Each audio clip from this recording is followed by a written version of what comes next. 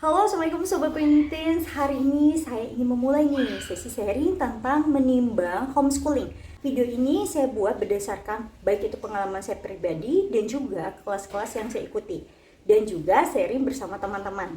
Baik itu juga saya ada belajar, ada baca buku, dan mengikuti kelas di Rumah Inspirasi.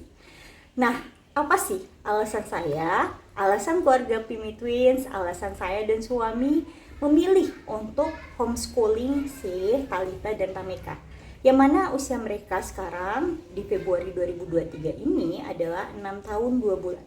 Kenapa? Yang pertama alasannya adalah kami memang sudah mempelajari homeschooling ini sejak awal, yaitu di saat usia Twins 2 tahun.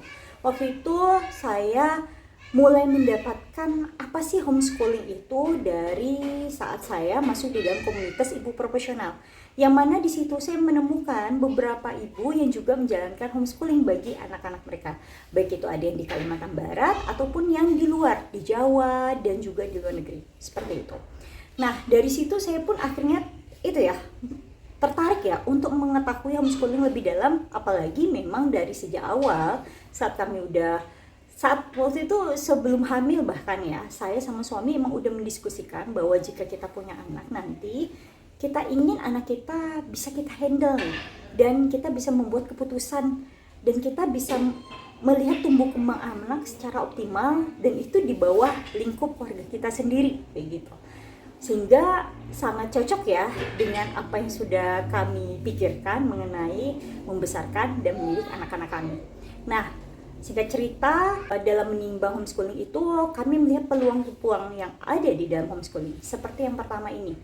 Yang pertama itu adalah bahwa homeschooling ini sifatnya itu sangat adaptif ya.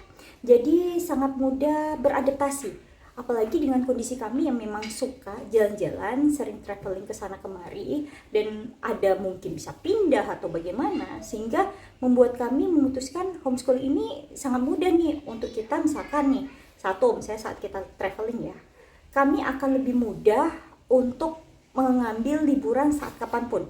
Dan jika kami mau traveling, kami tidak perlu meminta izin siapapun, karena langsung let's go aja, pergi kayak gitu. Kedua, misalkan ada suatu ketika harus pindah ataupun harus memilih pekerjaan di tempat lain, misalnya suami saya kayak gitu kan, anak-anak akan lebih mudah beradaptasi di tempat barunya. Dan kami pun karena sudah terbiasa homeschooling misalnya dari sejak dini, kami akan lebih mudah nih mengadaptasikan di kondisi lapangan. Jadi apa yang ada di lapangan itu yang kami bisa maksimalkan dalam media pembelajaran Talita dan Tameka. Misalkan pun tidak ada internet, misalkan nih, apa yang ada di alam pun bisa kita maksimalkan jika kita sudah melatih diri kita terbiasa dengan homeschooling kayak gitu. Selanjutnya tentang fleksibilitas, ya sama ya, kurang lebih kayak di adaptabilitas tadi ya, mudah beradaptasi dan secara fleksibilitas ya benar-benar fleksibel ya. Homeschooling ini kita bisa menggunakan beragam jenis media pembelajaran, bisa video, bisa buku, bisa field trip, bisa jalan-jalan yang seperti yang kami suka lakukan, bisa apapun itu menjadi media pembelajaran. Misalkan nih, anak-anak belajar matematika, nggak harus dia langsung udah textbook atau ngerjain worksheet. Tapi mereka dengan misalnya contoh ya, membuat kue, baking bareng, mereka itu bisa tahu matematika dengan saat menakar, menambahkan berapa sendok bahan ke dalam adonan misalnya seperti itu. Itu kan hal-hal yang benar-benar fleksibel ya. Jadi anak-anak pun senang melakukan pembelajaran, belajar. Menurut mereka itu belajar bermain dan itu relate dengan kebutuhan. Itu yang kita suka, fleksibel banget. Dan yang menarik lagi, anak-anak di sini bisa belajar sesuai dengan yang mereka mau. Kayak gitu. Misalkan mereka konsepnya pada saat sekarang ini contoh misalkan ya, mereka itu kalau kita di TK gitu ya, anak-anak baru bisa bermain puzzle dengan jumlah kepingan yang lebih dari 20 itu pada saat usia mereka 4-5 tahun.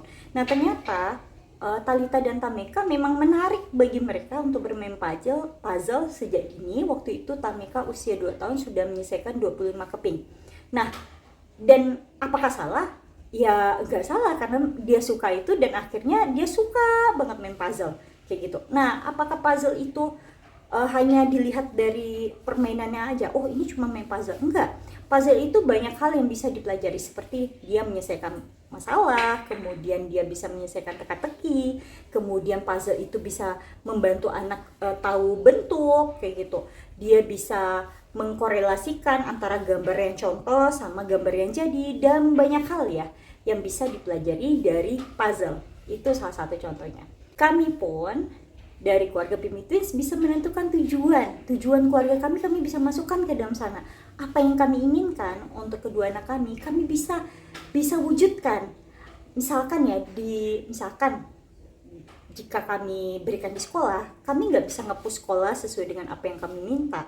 Tapi jika homeschooling ini, kami bisa mengembangkan, kami bisa membantu twins untuk mencapai yang mereka inginkan, dan juga ada tujuan keluarga kami yang bisa kami wujudkan seperti itu. Jadi benar-benar fleksibel banget ya dari homeschooling itu. Dan yang terakhir ini adalah dari segi pembiayaan.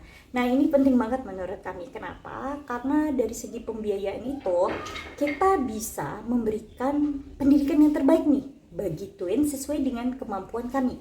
Misalkan kalau kita di sekolah, kan kita harus membayar uang pangkal, uang bangunan, dan uang-uang yang lainnya seperti itu. Yang mana misalkan nih ada sekolah yang kami inginkan kayak gitu, dan biayanya itu luar biasa mahal. Misalkan bisa masuk aja satu anak misalnya bisa 30 juta misalnya, seperti itu ya, 30 juta bahkan bisa lebih, belum lagi bulanannya itu bisa jutaan kayak gitu.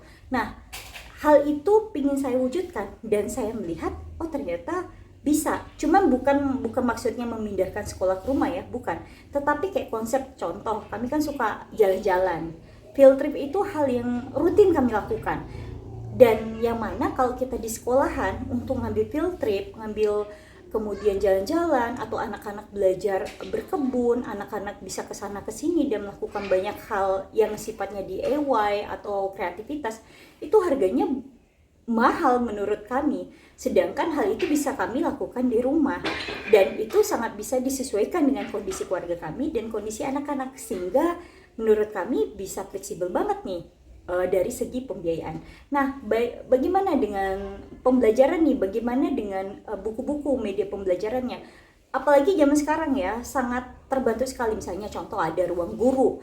Kita bisa punya seolah-olah kayak ada guru les ke rumah kayak gitu kan. Kemudian anak-anak bisa belajar dari media yang ada. Udah ada YouTube.